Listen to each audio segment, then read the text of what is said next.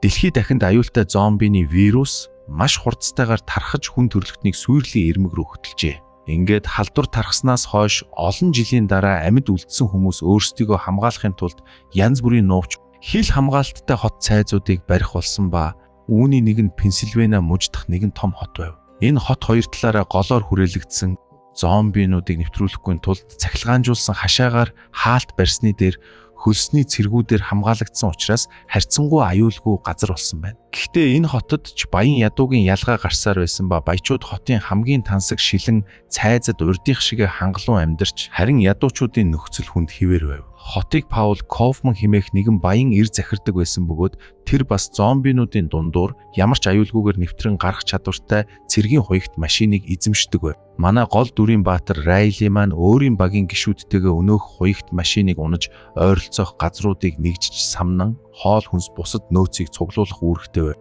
Гэхдээ Райли удахгүй өөрийнхөө ахлагчийн байр суурийг багийн гишүүн Чоолоод хүлээлгэн өгч өөрийнхөө замыг хөөх хүсэлтэй байсан ч Чооло үүнээс татгалзна.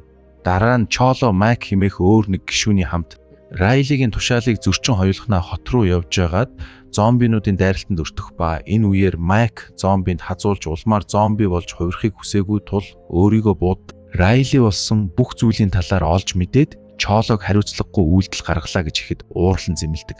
Үүний дараа Райлигийн багийнхан хуягт машинтайгаа хот руу буцах бөгөөд замдаа тэд өмнө нь шатхуун түгээгүүрийн ажилтан байсан Big Daddy хэмээх том биетэй зомбитой таарах ба өнөөх зомби яг л хүн байсан үеих шигэ ухаалаг үйлдэлүүд хийж хачирхалтай нь бусад зомбинууд ч түүнийг толгойлогчоо гэж хүлээн зөвшөөрч тушаалыг нь дахин харагдана. Big Daddy Райлигийн багийн гишүүдийн нэгээс бууг нь шүүрч авах ба тэр зомбинуудын сүргээ дагуулan алуулсан зомбинуудынхаа өшөөг авахар хотыг чиглэн явдаг.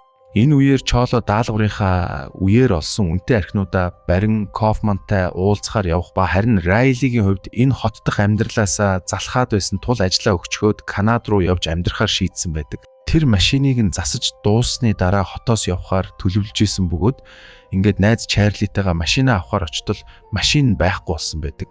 Райли ч машиныг нь засна гэд хулигдсан Чивава нэртэй хурган атмаа эрийн бааранд очиж түүнтэй уулзах ба Чивава анхнаасаа л Райлиг залилахаар төлөвлөж байсан нь тодорхой болно. Райли тэнд Слак нэртэй нэг эмэгтэйг гинжлэн зомбинуудтай тулдуулж хүмүүсийг хөгжөөж байгааг харах бөгөөд энэ харгас үйл явдлыг төвчиж чадаагүй Райли ч эмэгтэйг аврахаар гүүх ба үүнээс болоод бааранд эмх замбраагүй байдал үүснэ. Энэ үүмэн самууны үеэр Чарли Чиваваг буудаж алдаг. Удалгүй Кофманы цэргүүд ирж тэднийг баривчлах бөгөөд Слак тэдэнд үнэн хэрэгтээ Кофман түүнийг бослого дэгдээгч мүүлгаанд туслалаа гэд цаазлахаар тушаасныг хэлдэг. Энэ үеэр Big Daddy зомбинуудын сүргээ дагуулan хотын хил дээр ирсэн байдаг бөгөөд харин Чоологийн хувьд үнэтэй архинуудаа Кофманд бэлэглээд үүнийхээ хариуд баячуудын амьдардаг тансаг цамхагт байр авахыг хүсдэг. Хэдийгээр Чооло түүний доор олон жил зарц барлаг хийсэн боловч Кофман түүний хүсэлтээс татгалзаж тэрч байтугай өөрийнхөө хүнд Чоолог ал гэж тушаадаг. Азар Чооло алуурчныг хүчээр илүүрхэж тэндээс зугтах бөгөөд тэр Кофманы энэ үйлдэлд маш их уурлаж хуягт машиныг нь хулгайлахаар шийднэ. Ингээд Чооло хүмүүсийнхээ хамтаар хотын захад очиж Кофманы хуягт машиныг хулгайлах үедээ зомбинууд хот руу нэвтрэхээр оролдож байгааг харсан боловч тоолгүй өнгөрдөг. Тэр хуягт машиныг амжилттай хулгайсныхаа дараа Кофмантай холбогдож $5 сая өгөхгүй бол баячуудын амьдардаг тансаг цамхгийг дэлбэлнэ гэж сүрдүүлдэг. Үүний хариуд Кофман Райлиг дуудаад Чоологоос хуягт машиныг буцааж авах даалгавар өгөх бөгөөд Райли ч даалгаврыг хүлээн авч Слак болон Чарлитай хамт явах зөвшөөрөл хүсдэг. Энэ үеэр Чооло өөрийнхөө хүмүүсийн нэгийг Кофманаас барьцааны мөнгө авахар тохиролцсон газарт үлдээх ба Кофман өөрийнхөө 3 хөлсний цэргийг Райлигийн даалгаварт туслуулахаар хамт явуулна. Райлигийн багийнхан хотын захад ирсний дараа Райли зомбины сүрэг хот руу нэвтэрч байгааг олж харан энэ талаар Кофманд яаралтай мэдэгддэг. Ингээд тэд өөрсдийнхөө унааг бэлдэх зуур Райли хөлсний цэргүүдийн нэгийнх нь хамт зэвсэг авахар агуулах руу ороод тэнд байгаа хідэн зомбитой нүүр тулна.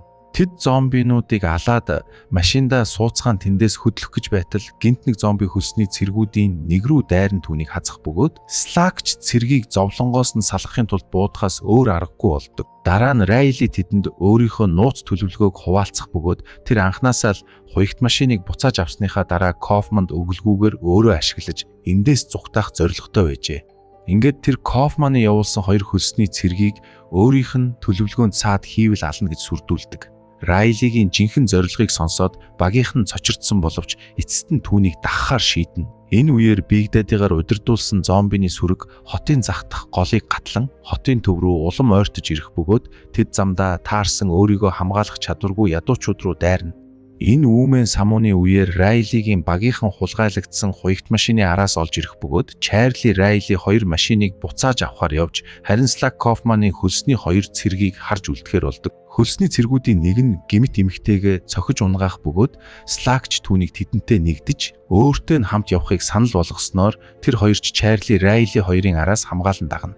Энэ үеэр Чоло Кофмантай тохиролцсон газраа үлдээсэн өөрийнхөө хүнтэй барьцааны мөнгийг авсан эсхийг нь мэдхээр холбогдох бөгөөд тэр Кофман хизээч мөнгөө өгөхөөр ирэхгүй гэдгийг ойлгох ба өөрийнх нь хүн хоосон газар хүлээж агаад зомбинуудад бариулдаг. Ингээд тэр Кофманы амьдардаг тансаг харш руу пуужин харавхаар шийдэж пуужин харавхад хамгийн тохиромжтой байршил дээр очино.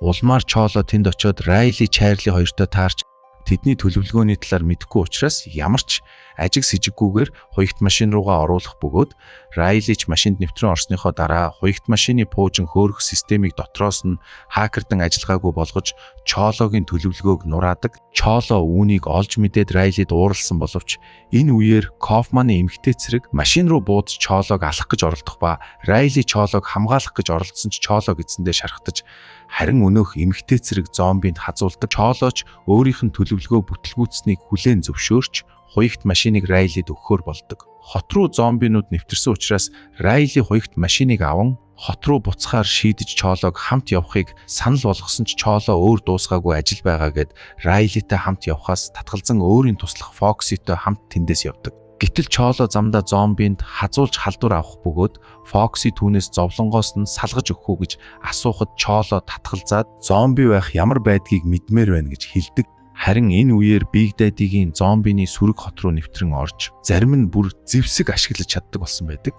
Чологийн хувьд Фоксигоос салаад Кофмантай тооцоо бодохоор түүний амьдардаг тансаг цамхгийг чиглэн ганцаараа явна.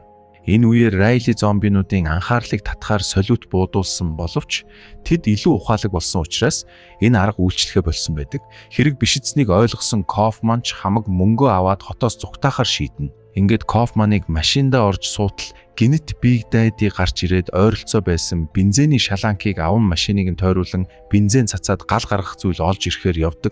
Big Daddy явсны дараа Кофман энэ боломжийг ашиглан машинаасаа гарч ирсэн боловч яг энэ үед бүрэн зомбижсэн Чоло түүн дээр хурч ирнэ. Улмаар Чолоч Кофман руу дайрч тэр хоёрыг тэмцэлдэж хооронд Big Daddy тэдэн рүү гааз шидэж хоёуланг нь шатаадаг. Харин энэ үеэр Райлиг хуягт машинтайгаа хотод буцаж ирэхэд зомбинууд хотын иргэд рүү халдан дайрч халдвар тараасан байх бөгөөд Райли халдвар авсан хүмүүсийг зовлонгоос нь салгахын тулд тэдэн рүү пуужин харваж дэлбэлдэг. Үүний дараа Кофманыг эсэргүүцэгчдийн толгойлогч Мүүлигаан хүмүүсийнхээ хамт гарч ирээд ихэнх ядуу хүмүүсийг зомбины халдлагаас амжиж аварснаа хэлдэг. Ингээд Райли ч Мүүлигаантай салах ёс хийгээд хуягт машинтайгаа хотоос явхаар бэлдэх ба удалгүй тэр Big Daddy үлдсэн зомбинуудаа аваад хотоос гарч байгааг олж харна. Гэхдээ тэр зомбинууд руу дайрахгүй байхаар шийдэж зомбинууд ч бас тэдэн шиг л аюулгүй амьдрахыг хүсэж байгааг ойлгодог.